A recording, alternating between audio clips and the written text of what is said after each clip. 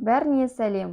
Егер сіз дәмді, жұмсақ, қарапайым пончик жасағыңыз келсе, видеоны соңына дейін көріңіздер. Келесі видеоларды жіберіп алмау үшін каналымызға тіркеліп алыңыздар. Ең бірінші ұнға тұз, дрож салып, жақсылап араластырамыз. Сосын қант және күнбағыс майын құйып, жылы сумен илеп бастаймыз. Қамырды илеп болған соң, 1-1,5 сағатқа жылы жерге қоямыз.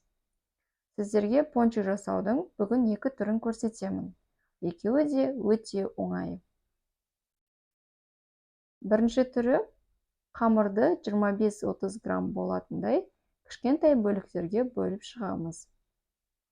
Одан соң әрқайсысын дөңгелетіп аламыз.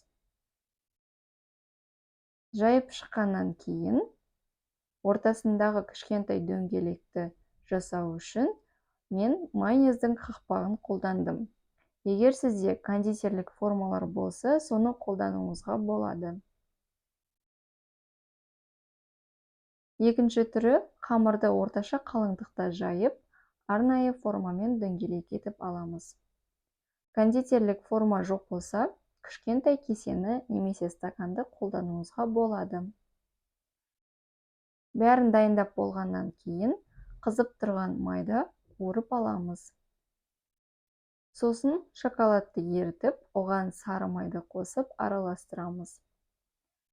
Сосын пончиктерге жағып шығамыз. Шоколад жағылған пончиктерге қалауыңызға қарай кондитерлік посыпкаларды сеуіп шығуыңызға болады.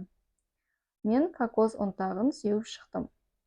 Шоколадты ұнатпайтындарға тек қант ұнтағын сеуіп шықсаңыз да дәмді болады. Осымен бізде пончиктер дайын. Егер ұнаса, лайк басыңыздар.